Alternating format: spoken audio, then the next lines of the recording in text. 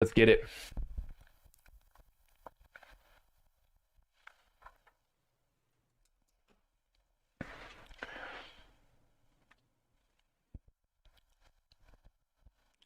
All right, folks, just a few minutes late here, 6:33 p.m.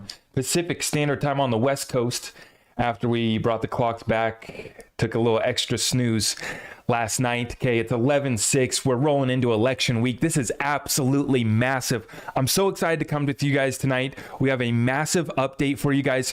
And before we get into it, I just want to say, for those of you that are watching this after the fact, and you see that I go for an hour long, well, the last 17 minutes or so, that might be a Q&A session. It might be a little party that we're having in the after chat. Okay, but the first 45 minutes of this episode are going to be bangers, news that you must know, current events, cryptocurrency, and how you can be prepared for the greatest transfer of wealth in world history. We got to cover all this with understanding, true understanding, so that we can go through this storm, go through this chaos with conviction. We are unwavered. We know we're going into a massive, massive week ahead.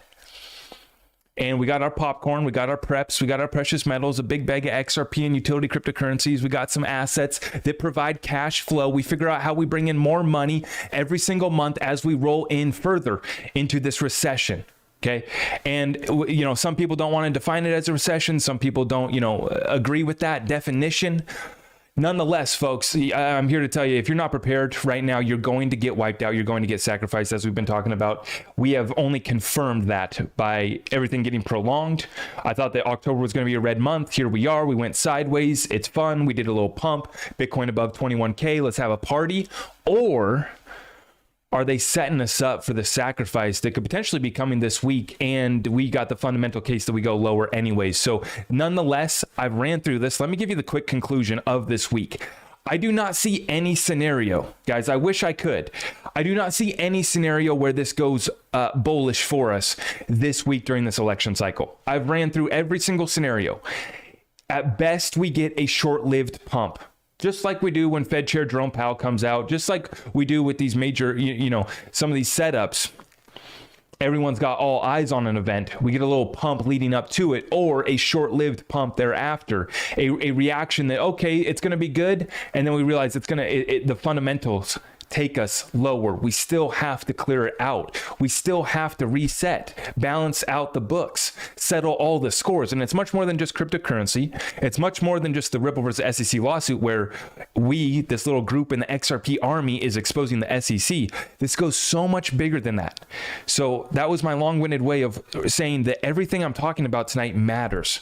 Because as I said, current events, cryptocurrency being the best opportunity we see in the greatest transfer of wealth in world history. Amongst the chaos, this is the best opportunity. I praise God every single day. Thank you. God willing, we acquire assets that matter. We continue to bring the most value to the world that is begging for someone to come along with a solution, begging for someone to come along and actually get something done.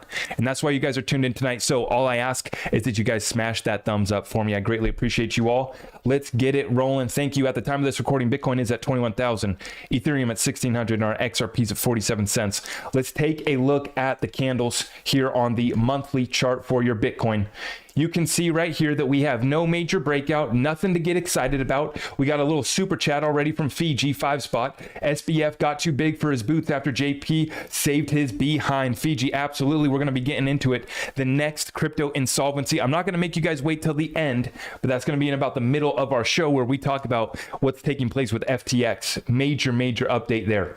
Now, you can see here, top of the chart, top line, 25K. That is the high that we hit in August. Bottom of this chart, 17,600. That's our June lows. So let's zoom back. We're just going back to June here on the weekly chart. And you can see this. We just started a fresh weekly candle. The last few ones were nice green candles, okay? Everyone's getting a little excited. Perfect timing as we roll on into the election week. You guys can see that. It's clear as day on that chart. Okay, the fake out, the bull trap rally. When we look at all of the fundamental analysis, you know what happens next. Now let's get into tonight's update. This is absolutely major. Okay, here we go. Check it out. Here is our economic data from the Kobesi letter. Economic update. Number one, average rate on the 30-year mortgage now at 7.3%, highest since 2000. unbelievable what we're seeing in the real estate market in my area, particularly. I'm seeing price drops. I'm seeing houses on the market for extended periods of time, and I'm seeing new homes come on at the same time as these people are trying to get money for their house from, the 90s, their older house that maybe needs a little bit of work, a little bit of update. You can buy the same house brand new, but it's probably built with pretty crappy materials. But nonetheless, you got a trade-off there. For, $530,000, you can buy a 1,500 square foot brand new house that was thrown together, or you can get, maybe a similar house that was built in the 90s or the 2000s that maybe needs some update, a little bit of work. But it's an interesting dynamic that we're seeing in the real estate market right now. Obviously, this thing's dead. As the interest rates go up, real estate, one asset class, so heavily reliant upon debt. How cheap can you get your debt? It's the whole it's the whole way that you do your deals, understanding from a cash flow perspective. Number 2, mortgage demand at 25-year low. Just to reiterate the point, mortgage demand at a 25-year low. 3, we have Wells Fargo mortgage business down 90%. Number 4, credit card debt hits $930 billion, higher than 2008, and the average American savings down 72% this year. We are in a recession, and folks, what I'm waiting to see is for that credit card debt to hit $1 trillion. I mean, it's going to be, it's amazing. We're running about a $2 trillion deficit here in the United States on a yearly basis. And the households in America are racking up about $1 trillion worth of just credit card debt alone. Now, continuing on, this is major. China market set for more volatility as COVID zero policy stays. BBG limit down. What we have here, guys, is the rumors fell through. Looks like China's going to continue with that policy. We'll be watching that. It's a major, major economic mover and switch lever that changes things up. So we got to watch that closely. Obviously, hard to get good information out of that region. Adam Taggart reporting layoffs. Momentum keeps building. Latest headlines. Meta is the newest one coming out here today to begin large-scale layoffs, thousands of employees. Folks, cheers for tuning in tonight and riding out all of this bad economic news. This story is not nice, but it's a beautiful opportunity on the other side. We're going to take advantage of that. This comes off the back of the news that Twitter is laying off half. That's 3,300 plus of their employees. Opendoor laying off 18%, Stripe 14%, Lyft 13%.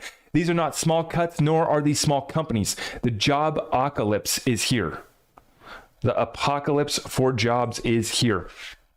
Continuing on, let's take a look here. Michael J. Kramer been showing us this VIX 2022 to 2008 chart comparison, that fractal matching up identically. You see what happens next. This is the volatility index for you guys that don't know what we're looking at here. Volatility index, it's about to get shaken up. And when the volatility index went up like it did in 2008, you know what happened next. That was absolute market destruction.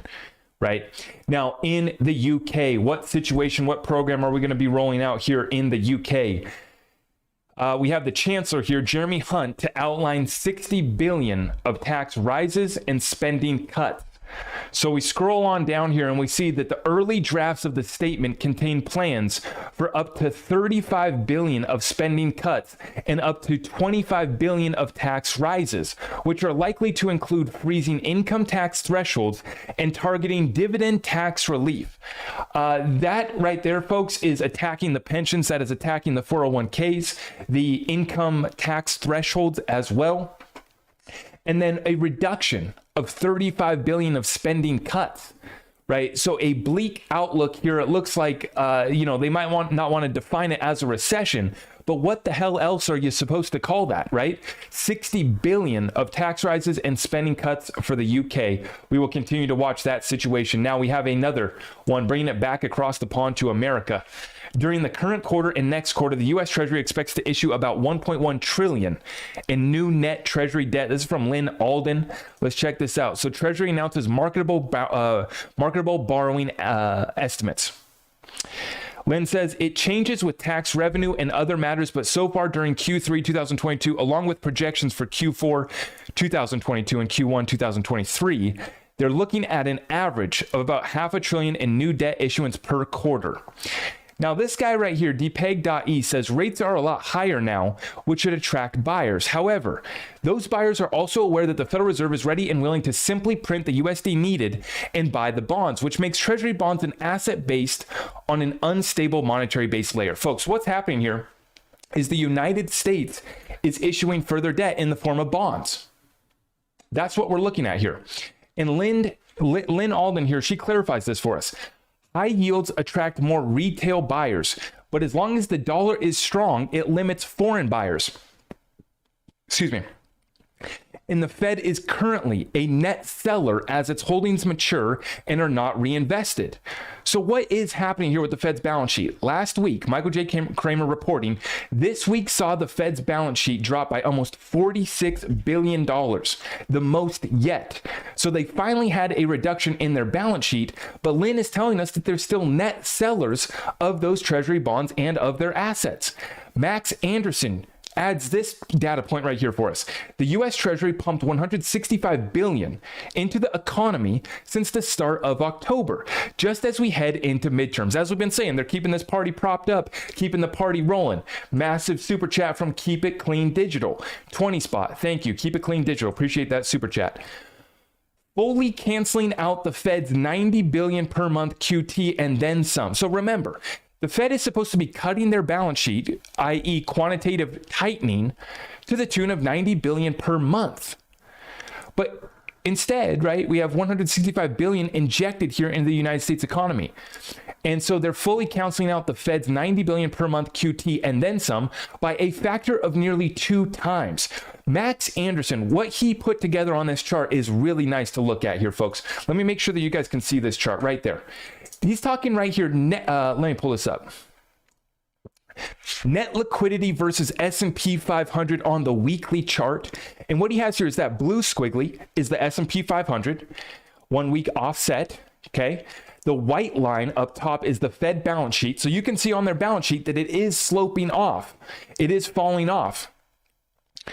And we also have the Treasury General account is that kind of peach chart, that peach color right there for you. And then the reverse repo is the yellow. So net liquidity is the Fed balance sheet minus TGA plus RRP. Okay, reverse repo and the Treasury General account. Okay, so what he's given us right here is net liquidity because we're combining the Fed balance sheet minus that Treasury General account and the reverse repo. So they have multiple ways here that they inject liquidity into the system to keep the party going, to keep the thing propped up. Now, Max says that the fair value of the S&P 500 based off this net liquidity metric is about 3,750 for the S&P 500. And he actually includes this, that the announcement this week materially lowers the end of the year target to 3,500 to 3,400. And he provides further details on that. I include, make sure you guys go give Max Anderson a follow. Very good tweets and information data points that I've been seeing from him on the economy. Now, I got another one here for you guys. This one's from Gold Telegraph. The central banks of China and Pakistan signed an agreement to create a yuan clearing arrangement to reduce reliance on that US dollar. Pakistan is the third country in 2022 to establish a Chinese yuan clearing arrangement. Things continue to move quickly on this front, and sure, they absolutely do. Absolutely do. And we're starting to see all these countries, they're not only ditching the clearing settlements are going to be happening here with yuan here, but we also see these countries dropping their treasury notes, dropping their bonds.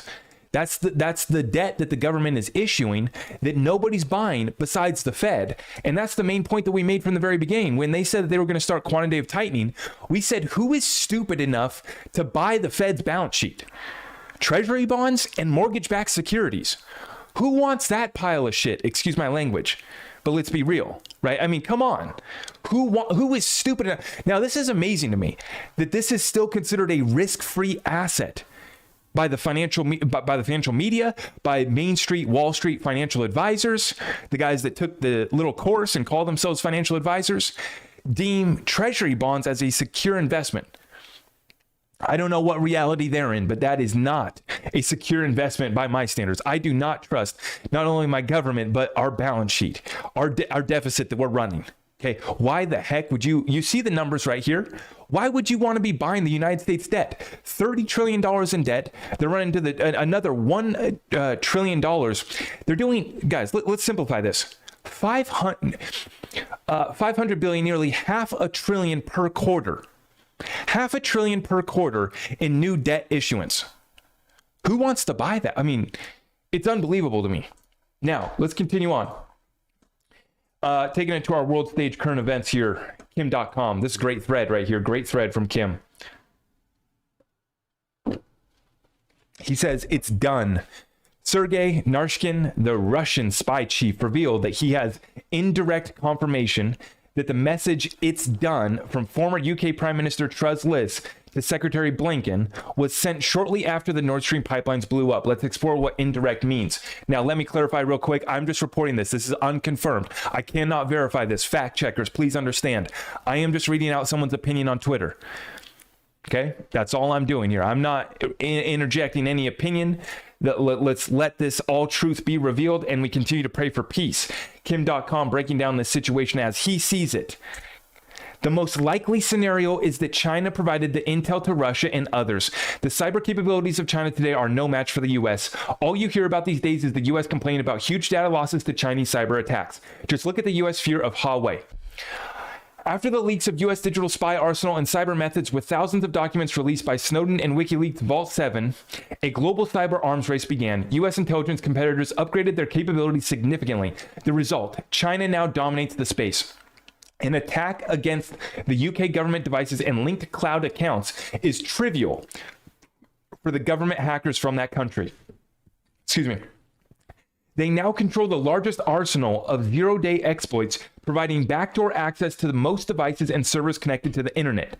More details here. He shares a thread on those backdoors that they have to all the devices. Who blew up the Nord Stream pipelines was the big question in intelligence circles since the 9/11 attacks. So much so that when the answer was found, a shockwave emanated from spy agencies about the stupidity of the perpetrators. They were caught by two words: it's done. We'll now have confirmation from the Russian spy chief that it's done is real. Maybe he's more credible than his US counterparts who have been caught lying to the public over and over again. The next big question is, how will Russia respond? The smartest move is to do nothing. Why? Because Russia is winning. The media isn't telling you this, but independent military experts agree that after the coming winter offensive with fresh Russian reinforcements, Ukraine will fold, no matter how many weapons the US and NATO send to what remains of the Ukrainian army.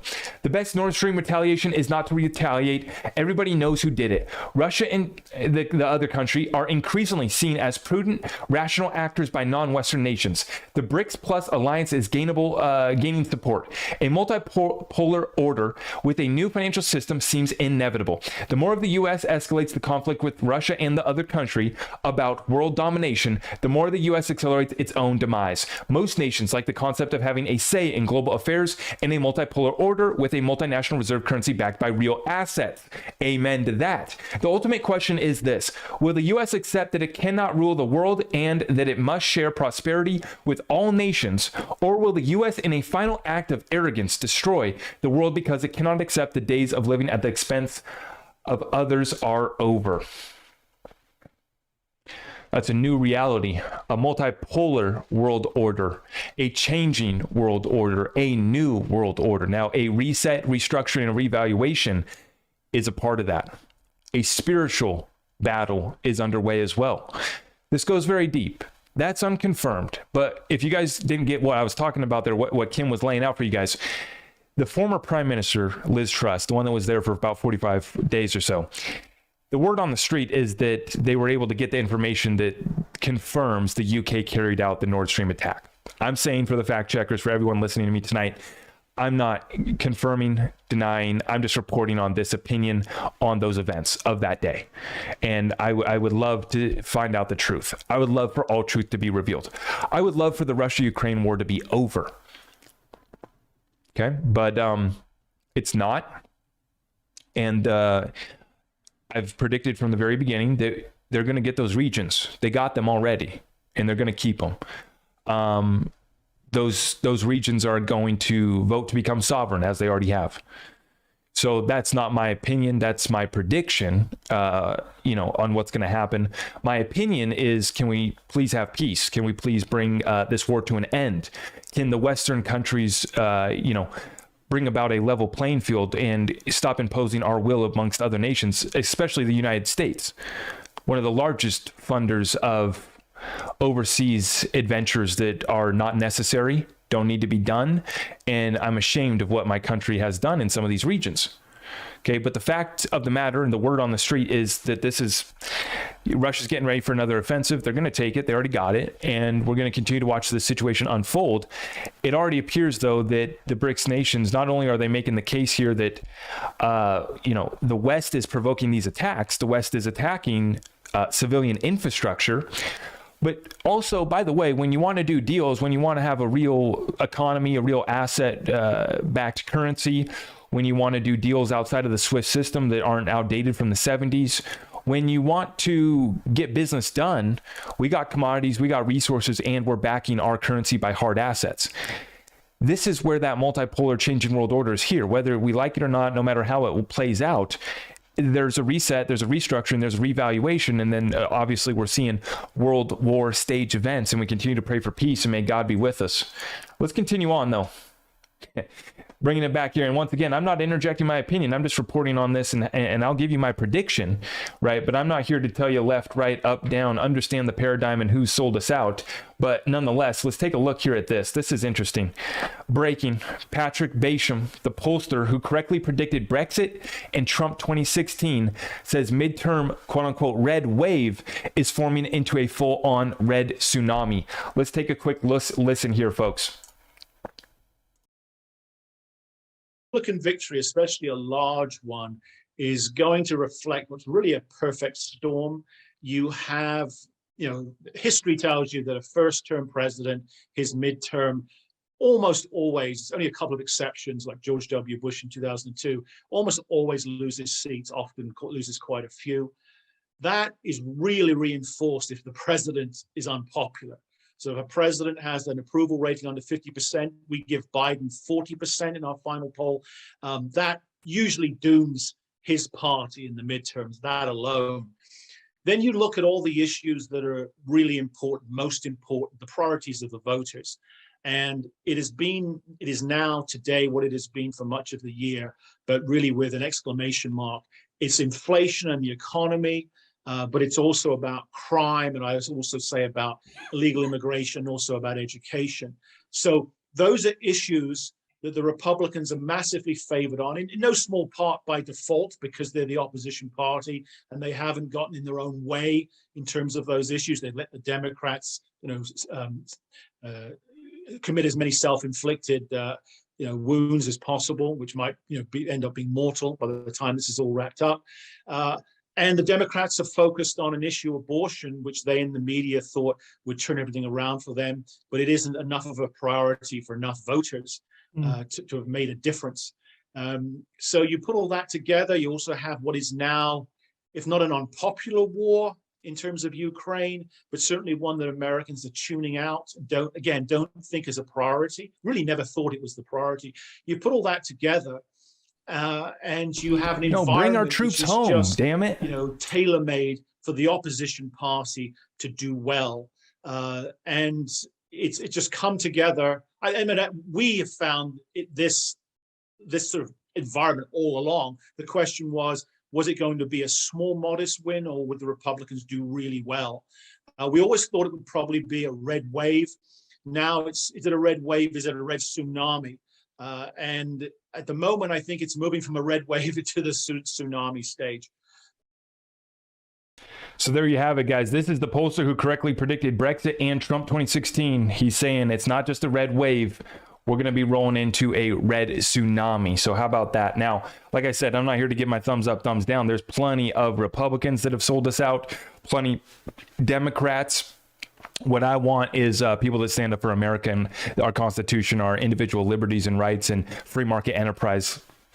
It's very simple what made this country great. It's very simple where we need to go moving forward. And it's very simple that we're broke and that we're in debt and we need to reset and restructure our whole financial system. Not only have we taken advantage of the world, right, but we need to bring us back to a level playing field and lead the way in that. That's what I would hope for, is that we can set the example going forward for, reset, revalue, restructure, not only our currency, all of our debt. Let's figure this out. Okay. Who was corrupt? Let all truth be revealed. That's what I stand for. So I don't put D, I don't put R, I put, I read what these people are about, and I'm ready to hold everyone accountable. As you guys see and understand on my platform, it's an adult conversation. We're going to pull up, no BS. We're going to ask hard questions, and we're going to actually try to get something done, actually be productive. Okay. And not just do a dance, not just, speak nicely, but we actually got to get results out of these people that are representing us. Right. And our country has many issues. And so we don't got time to bullshit around. We got to get it done. So we're way past the point of feelings. And we have to understand that history's proven what did make this the best opportunity in the world. So in that matter, I do believe in American exceptionalism as far as we had a great opportunity. We completely destroyed it, and we're completely responsible for destroying and wasting trillions of dollars overseas, destroying those countries. And we continue to force our will upon other nations. And we need to bring our troops home. God bless our troops. But what the heck have we been doing besides having our military serve the cabal, right? So we just got to end that. That just can't happen. Cannot happen. Now, let's continue on before I say too much, because I always get fired up talking about our country and saving it. Now, Wall Street Silver, the U.S. diesel shortage is worsening. Reports of an impending diesel shortage could potentially lead to truckers running out of fuel, ultimately stranding shipments and hiking consumer prices. So we're getting a lot of reports, guys. Jim Rickards here sharing some of the data with us. You guys can see here that just a week ago, we were at $5.31 for diesel. We're just slightly up to $5.33 today. And then gasoline is up from $3.76 to $3.80 on the national average. But he says the trend is not your friend. Look for higher prices post-election as the greenies emerge from the woodwork. And so, yeah, we knew that they've been releasing the Strategic Petroleum Reserve. We know that they've been keeping it afloat by the numbers that we went over at the beginning of the show. The Federal Reserve injecting all of this liquidity, the Treasury balance sheet, right? Only dropping by so much, but still they're, issuing $500 billion worth of debt every quarter. That's what they did Q3. That's what they're likely to do this quarter, Q4 2022. That's what they're likely to do for the first quarter of next year. So, we're on track to be at about $2 trillion of newly issued debt per year at this rate. And that situation is only going to continue to get worse. But as far as the gasoline, you guys know that that's been suppressed until this election. And this is why I'm saying, guys, I would love to have a bullish scenario. I would love to say that this thing's done. We're going to pump the bottoms in. Every scenario that I've ran through in my head, through all of my analysis, there's no scenario that really actually is going to be positive for the markets. And any positive reaction, I believe, is going to be short-lived. I'm not going to run through all the different scenarios, but you guys understand what I'm talking about. Even if there's a red wave, red tsunami, even if there's not, it's a balance. Either way, I go through all the different scenarios, how it could play out on that election day. We don't even have the election because the weather's bad. You guys know what I'm talking about. Either way this goes, the markets, any sort of pump is going to be short-lived. Because even if we think it's going to be good based off the election results, that's the consensus, the fundamentals still have to play out. The fundamentals still have to get cleaned out. So as Americans, as people on this planet, no one should be cheering about nothing that's about to take place here on the second day of this week, Tuesday. Full blood moon, lunar eclipse. The energy is going to be incredible. However this plays out, I just don't see any potential that this plays out positive. I wish I had that story for you. But nonetheless, let's continue to watch this. Lynn Alden, here she's saying, responding to a Bloomberg opinion article. Now, this article here from Bloomberg is just showing you guys how prepping, understanding the situation has become so mainstream. Bloomberg opinion article, suburban guardian moms is what they're being called, are the new preppers as disruptions to the world's food supplies become more frequent. Now, Lynn types in right here, the stereotype of the prepper has been like a guy in a camo in a bunker. Now it's like responsible families that understand how corporations focus on just-in-time delivery and want a reasonable household stockpile of things. She says corporations maximize profit and thus are unlikely to emphasize resilience. Households, therefore, have to be the ones to ensure resilience for themselves and their communities. If economically possible, they shouldn't have just enough storage. Prepper light. Or is that supposed to say prepper life? Prepper light, prepper life. You know, we are about that. We have been about that. And as I said, it's not a popular thing to talk about in the middle of a bull run where everyone's getting rich, flipping meme coins and doing crazy nonsense, right? It's not sexy to be talking about, hey guys, you might want to have your preps up, but we've understood where this was going, not only for scenarios to get crazy, bad weather events, you name it, right? But also we knew the shortages were coming. We knew the price inflation was coming. So even if nothing crazy happens, you've locked in a cheaper rate. You've saved on the cost of those goods that you were going to need anyways, those essentials. Now let's continue on here, get into our crypto news. Thank you everyone for rolling with me tonight. We got a lot to cover. Cowboy Crypto. In 2000, Elon Musk's X.com merged with Confinity.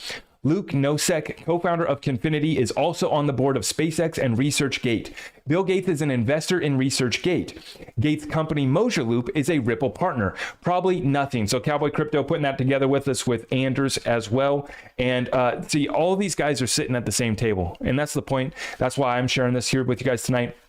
Ripple, Mojaloop partners, right? And then you also have X.com merged with Confinity, having that connection to the board of SpaceX and ResearchGate, right? So you have ties there to Elon, right? As well as Elon's originally here merged with Confinity, right? And then just recently at a speech on stage, he said that he is setting out to fulfill his plan from 22 years ago, right? To basically disrupt the whole damn system.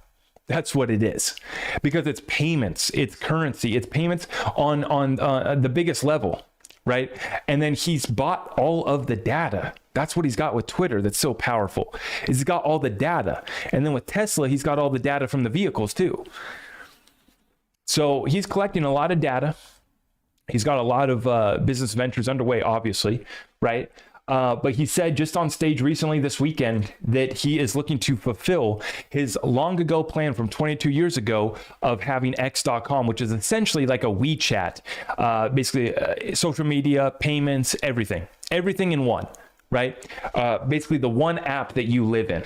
Okay. Now, of course, we got to go over to the Ripple versus SEC update. Jeremy Hogan, why the SEC cannot meet its burden on at least one element of the Howey test. And I wanted to show you guys right there. Huge shout out to Jeremy Hogan for giving your boy a follow. Huge shout out to and respect to the Hogan family for keeping us up to date. And we love his style. His content is always hilarious. And God bless him for keeping us updated on this Ripple versus SEC lawsuit. Now, in order to win at summary judgment, the SEC has to do two things: prove every element by the greater weight of the evidence, and number two, prove that there is no genuine dispute of a material fact. Looking at the expectation of profits based on efforts of others prong, what do we see? First, the SEC's sole evidence is statements from Ripple and a handful of purchasers about Ripple's involvement in the price of XRP. It abandoned its expert witness on this issue. Abandoned their expert witness, guys. Ripple counters the SEC with its own expert witness who correlates XRP price action with market forces, especially since 2018. And Ripple apparently also files 3,000 affidavits from Deaton and XRP holders that they were not looking to Ripple to increase XRP price. Burden met? Jeremy asks. Seems to me, tell me if you disagree, the SEC has absolutely failed to meet its greater weight of the evidence burden. A handful of statements over 8 years versus expert opinions and 3,000 affidavits. But even putting that aside, is there a genuine issue of material fact here? Ripple has submitted direct hard evidence that a reasonable XRP purchaser was not relying on Ripple to increase price. I don't see how the judge ignores that evidence and grants summary judgment on this prong of the Howey test. Not saying the SEC can't win, but it can't win here. That is a for sure guaranteed victory for Ripple, and that's my opinion. That's me interjecting. On top of how all of these lawyers have broken this down, the case is very simple, right? They do not meet the definition of that Howey test. They don't meet the prongs right there, Jeremy showing us. And we believe that at best case for the SEC, they're able to slap Ripple on the wrist and get a little fine out of them. And it might be one of the largest fines ever paid. Ripple has it like that, right? So they can afford to cut a check. But that's the best that the SEC can do, is that, okay, you marketed XRP as a security. They haven't been able to find any documents that seem to prove that investment contract right there. It seems like Ripple just does technology deals, partnerships with these companies, and then the companies just go out and buy XRP themselves. Now, that might be separate from Ripple actually selling them XRP, but that's just them trading an asset, a commodity that they have, a decentralized currency that they're using. That does not meet the definition of a security in any way. So that's why they can't find an investment contract even with the banks and financial institutions. We have a lot of NDAs and we haven't been able to see these contracts, but that explains why, right? It's because these guys are just using XRP themselves. The partnership with Ripple might not necessarily include, hey, you have to use XRP, or we're going to incentivize you to use XRP. It's no, hey, you want to do a deal with us? You want us to partner with us to help you guys roll out distributed ledger technology, build a CBDC in one day for the central banks, right? We can help you do that. Oh, and by the way, we're utilizing this technology because we think it's the best, and we think that you guys can use it too. We've set it up to be a world reserve currency. Oh, and we do have a stash to about 50 billion XRP that we're sitting on. So if you want to do a deal, we can do a deal for that too. But that's not an investment contract. That's just an asset that they hold, setting themselves up to be the central bank of central banks when it comes to digital currencies. The liquidity hub enterprise solution that they created, right? So that's where you do a deal with Ripple. You're not doing a deal based off of any sort of investment contract that involves XRP. You're just using XRP because Ripple's telling you that's the currency that works best, essentially, in the most simple terms, right?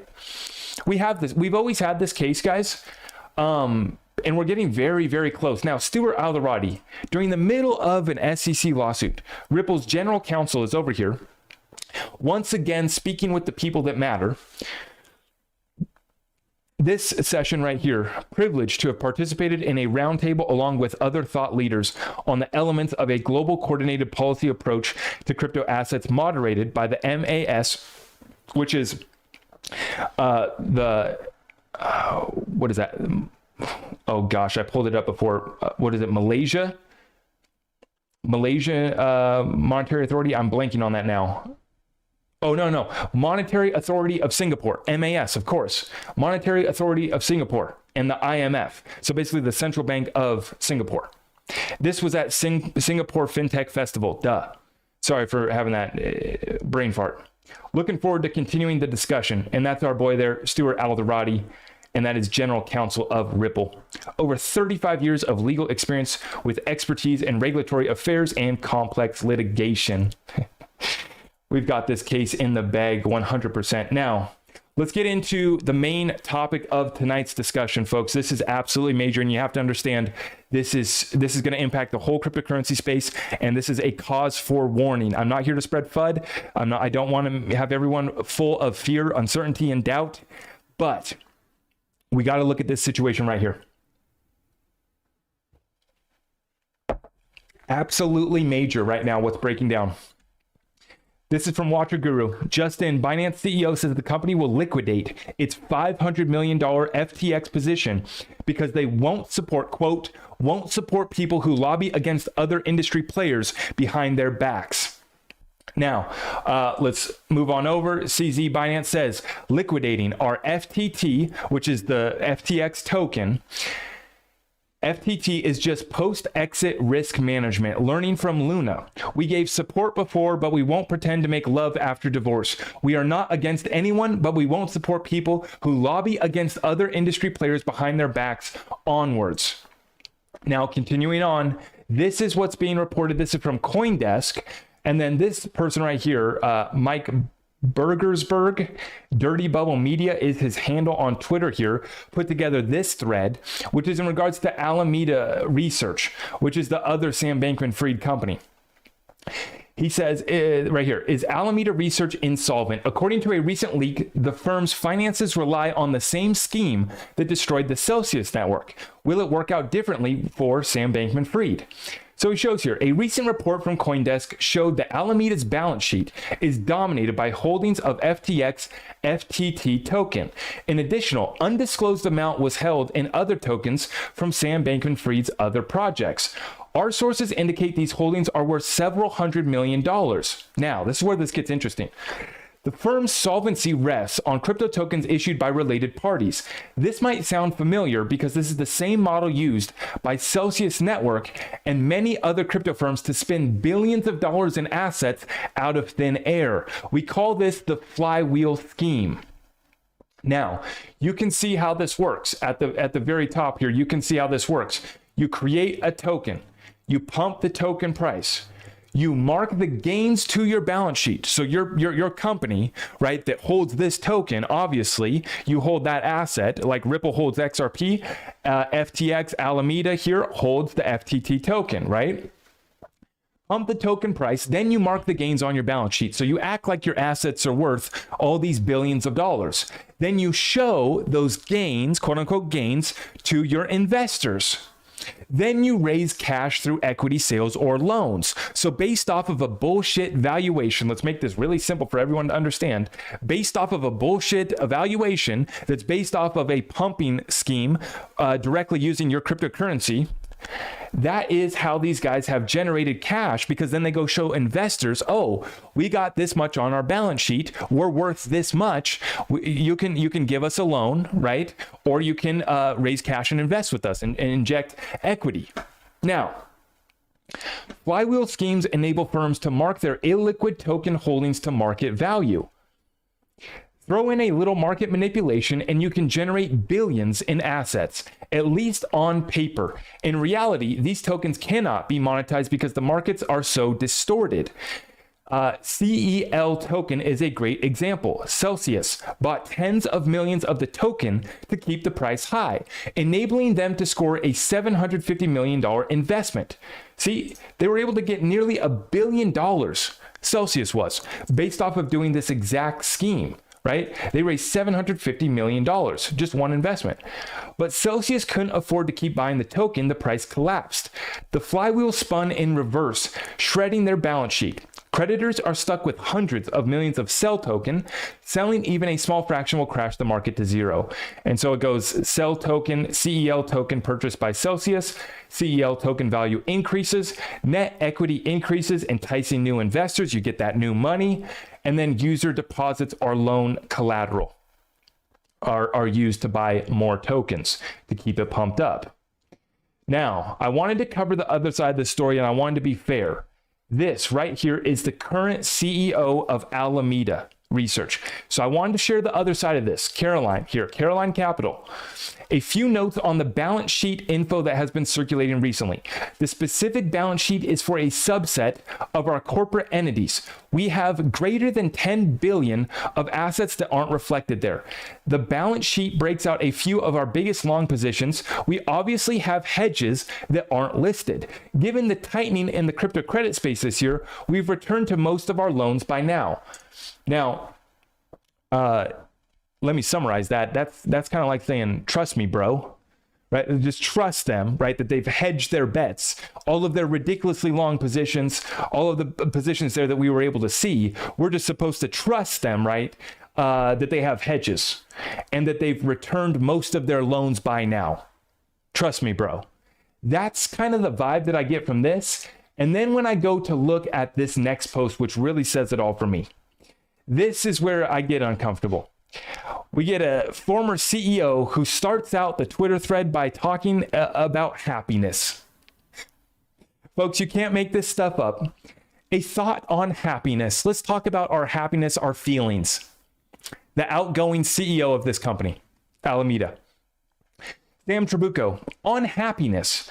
Last year, when Sam Bankman-Fried announced that Caroline and I were Alameda's co-CEOs, the goal for all involved was to bring titles in line with reality. The two of us had been acting as CEOs for quite some time, and we wanted our outside image to reflect that. It's with the same goal that I'm announcing today that I am stepping down as co-CEO of Alameda Research. Caroline Capital will continue on as Alameda's CEO. I will stay on as an advisor, but otherwise will not continue to have a strong day-to-day presence at the company. So this guy, the former CEO of Alameda, left the company in August. Now, that's just a data point. I'm not here to say that FTX is insolvent. I'm not here to say that they're going bust. I want you guys to understand the story and the ramifications that we have here. And the fact here that this CEO, co-CEO, left the company. And now the current CEO, Caroline, is telling us, to trust her. So we will be watching. I don't know if I did follow Caroline. I'm going to follow Caroline right now. This is what we do. We give the other side an opportunity to share their side of the story, right? I want to be fair. But folks, if this is bust, this is absolutely major. Now, what's causing this? What's the stir? What's the rile? Sam Bankman-Fried here post today, and everyone's been asking about the send button. I think that that's because they're trying to get their money off of FTX. They're trying to get the hell off of this exchange. So he posted this thread, and then at the end here, he responds to CZ Binance, who, the CEO of Binance, they're the ones that are going to dump $500 million worth of this token, right? And they've already pulled their equity out of Alameda Research as well, the Alameda company as well. He says, because I respect the hell out of what y'all have done to build the industry as we see it today, whether or not they reciprocate and whether or not we use the same methods, including CZ. Anyway, as always, it's time to build, make love, and blockchain, not war. And he says that we're all in this together, and I wish the best to everyone driving the industry forward. So kind of an interesting back and forth right now underway with CZ Binance and pulling their equity out. The timing of this is very interesting. And folks, we have to understand, just one of these cryptos, one of these companies going bust, remember what happened. Remember what happened, right? We've been here before. We did the Luna crash. We had the Celsius crash. And as we've been saying, we still have to clean out a lot in this cryptocurrency space. So we got to get ready right now. We got to be asking the questions, what are these guys holding on their balance sheet? What is the real value of these cryptocurrencies? Okay. Right now, what we're looking at is the next crypto insolvency, very close to it potentially. And this one's going to be major. Right? Sam Bankman-Fried, FTX, major exchange, and the ramifications of the other investments that they have in Solana and some of the other crypto companies as well, right? Because this is what they do. This is what these guys do when they're going bust. Remember, the former CEO there talking about happiness on his way out of a company that is about to go insolvent potentially. Not a good look. Whether they're insolvent or not necessarily a good look. Maybe it's just maybe it's just the timing. Maybe you just had something else to move on. But we have to, take a look at this, right? But we were told, right, this was the company that was going to do all the mergers and acquisitions. They were going to thrive during this bear market, FTX, Sam Bankman-Fried, right? And the talks, he already bought out Voyager, right? And then now he's been looking at buying out other people too, acting like a big dog. This is what those guys do when they're on their way out. Now, we see a company like Ripple has been saying that they're in a position to do mergers and acquisitions as well. And we're seeing them do that.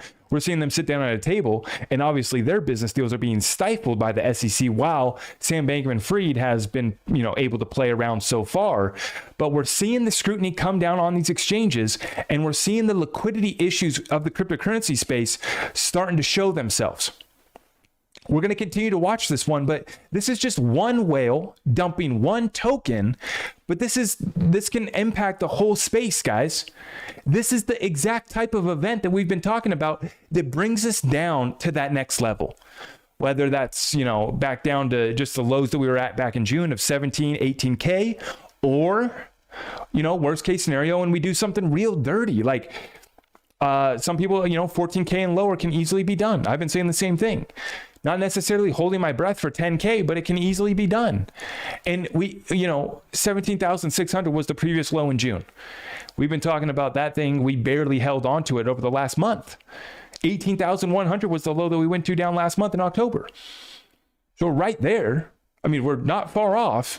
And one liquidation, one insolvency issue like this, you guys already have seen the ramifications. And these guys, specifically Sam Bankman-Fried, is much bigger, right, than Celsius. So I just want you guys to be prepared. I want you guys to understand the situation. We're going to continue to watch it closely. Not here for fear, uncertainty, and doubt. Not trying to be doom and gloom. It's just being real. Like, guys, the liquidity crisis within the cryptocurrency space is starting to show itself. And we've been one for the last year and a half that's been almost 2 years that's been talking about the liquidity crisis and the fake crypto bubble that was propped up by Tether. We've been saying until we get to see Tether Reserves, the company that was proven to be a deceptive and fraudulent scheme by the New York Attorney General in a United States court of law, until we can see what their reserves actually are, we don't feel comfortable in this space. You know, I'm doing my Bitcoin short using Tether right now. I'm just kind of chalking it up to the crypto casino. If I never see that again, well, that's what I get for sinning and playing at the casino gambling. I went to the casino and I'm gambling with, Tether here, which we know when we expect for it to have major issues when it's all exposed, if it ever does get exposed. But Tether, the reason why it's so big is because Tether does 60% of the trading volume for the whole space. Let me repeat that. 60% of the liquidity for the whole cryptocurrency space comes through the USDT token, Tether. That same company, Bitfinex, that created Tether, was proven to be a deceptive and fraudulent scheme by the New York Attorney General, already settled up. And they're not the only ones. They've also been sued by the Department of Justice too. Currently in lawsuits right now as we speak. That's the thing, guys. And then you look at what's taking place on these exchanges. I was actually looking to see if I could find a place to short FTT right now. Not financial advice, but I was just kind of looking around, but there's not much liquidity for it. And if you look, there's just not much trading taking place with these tokens. And it's just that scheme, right, that we showed you guys. You issue the coin, pump it, show it on your balance sheet. Hey, we're worth billions of dollars, right? Because we own hundreds of millions and billions of these tokens that we pumped and dumped on the people that use our exchange, right? And then we get to raise cash on the back end and pay ourselves out and take the money and run like a thief in the night. So what's interesting, this is where we sit back and we want to see all truth revealed. And we like seeing these guys kind of go back and forth and, let's figure this out. Let's clean this out so that we can get through this. And then on the other side of this is when we get trillions of dollars pouring into this space. Not just billions, folks, not just billions. We get trillions of dollars of settlement happening on the networks. Not much bigger than market cap. Much bigger than that understanding of stocks and equities and the value of a asset or commodity. Much bigger than the market cap calculation. We're talking about settlement. Now, let's continue on here, folks. This is interesting right here. Right here, I got something fantastic for you guys to take a look at. North Star charts. Stop comparing today with anything in the last 40 years. I've been saying it for over a year now. Expect outcomes not seen in most of our lifetimes. How about that? Expect outcomes not seen in most of our lifetimes. We have not seen a situation like this, guys. This is getting absolutely crazy. Let me show you guys this chart right here. This is the Germany Producer Price Index, a level that we haven't seen in 70 years. The US 10-year yield has confirmed a paradigm shift has occurred. Forget the last 40 years. We are back to the 1960s-70s dynamic. Let's look at his next chart. Forget the last 40 years. We are way past that now. For the German inflation rate hits double digits, surpassing the peak of the 1970s. Post-war peak is up next. And that post-war peak wasn't until 1951. Now we look here at this chart right here, SPX versus the ASA, a precious metals fund with lots of historic data. It says either an upside breakout, which implies SPX outperforming ADA and gold plunging further, or breakdown through support, which implies gold taking off and heading higher. What do you think is most likely now? So this right here, we can see where this chart here, these support lines showing us. These are gold tops. We've reached gold bottoms. Okay. And so next we would be coming back for a gold top here soon. And we know what's coming. We know what's coming. Are they going to stall us out another 3 to 6 months? It looks like we're going to have some chaos for the next couple of months, especially popping off, especially this week. Okay. But we are prepared for this. Now, this is where this situation gets pretty sad. Murray Rothbard. Imagine doing everything right, working tirelessly over 40 years and managing to save $1 million for retirement, only to have your corrupt government and central bank create so much inflation that hundreds of thousands of dollars in savings evaporate in the span of a few years. Evil. And this is exactly summarizing the situation right now for the 401ks of Americans across this country. Now, I am about to show you guys an incredible thread on gold and silver. As I've said, if you're looking to roll over your 401k retirement account, I've just recently partnered up with a company that will help you do so. I highly recommend them as a reputable source for gold and silver. Not only can you roll over your retirement account, they will ship metals to your house. They will ship you physical silver and gold. Okay. And if you guys are looking to take advantage of that, the links are down below and at the top of my website, the precious metals link. Get in touch with my people if you're looking to get some precious metals. Now, let's continue on. I got an incredible thread here about the metals manipulation. Alta Gold has a thread here for us. Cheers, everyone. Thank you tonight. Might have to get another adult beverage here because this is absolutely massive. This gets me excited with the precious metals. Atla Gold right here. There are many in Reddit Wall Street Silver that still can wondering if the COMEX LBMA London's metal market or the West Gold Silver Center will ever let the price of gold and silver rise. What if they just stay suppressed that low forever? Here in this thread, I provide the answer to that. So will they be able to suppress these precious metals forever? Because they've been suppressed for a very long time. Here we go.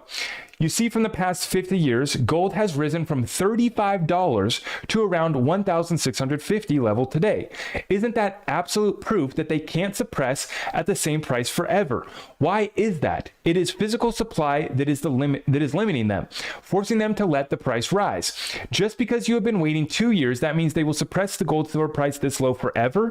See, that's where I'm at. I've only been in silver for about a year, so I'm trying to remain patient. I'm just glad to have it, to have as an offline asset for what I deemed blackout barter. When the lights go out, when the systems go down, this is what I want on hand.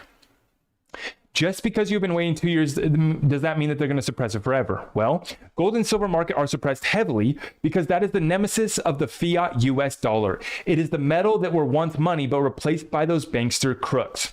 They will do everything to keep the price down. Banksters, example JP Morgan, are in charge of determining the price indirectly through derivatives and algorithms. We are well aware of this, right? And they've already been caught in the court, right? They've already been caught for their manipulation.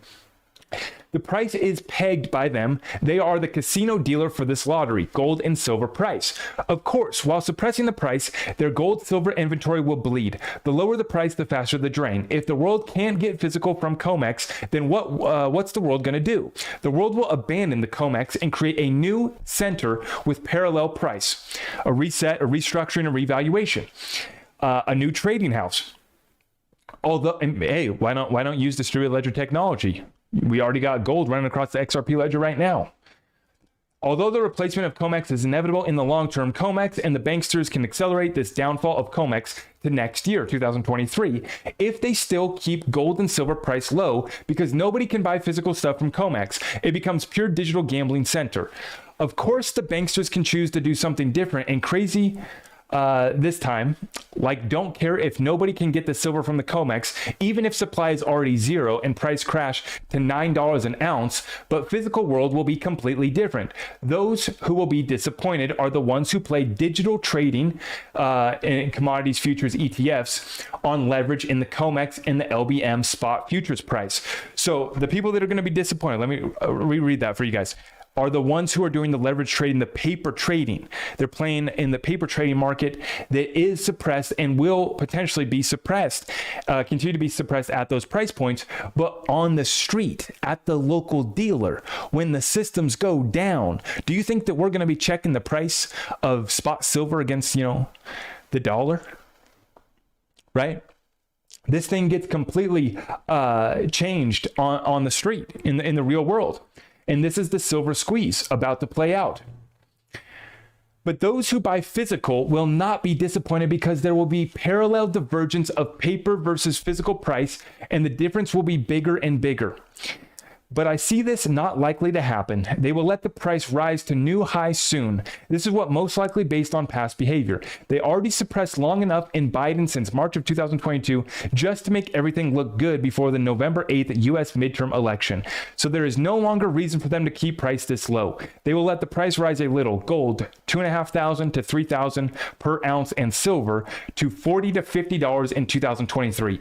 But when the war gets uglier or a nuke shot, there will be no mercy. Hyperinflation in less than 2 years, silver to triple digits. In conclusion, yes, banksters can suppress gold and silver price this low indefinitely, but there will be reputation suffer and fatal consequences for that. The best choice is to buy physical. You will be safe from this fake price in case they keep suppressing forever. So, as I said, if you guys are looking to roll over and get your 401k, you got some paper assets, right? You got some money in that retirement account and you're wondering what to do with it. This is a way that you can potentially avoid, too big of a penalty. You're going to have to talk with my people, but they'll help you roll over that retirement account to precious metals. They also deliver precious metals to your house as well. So get in touch. Very reputable source. And you guys are seeing the setup that we see.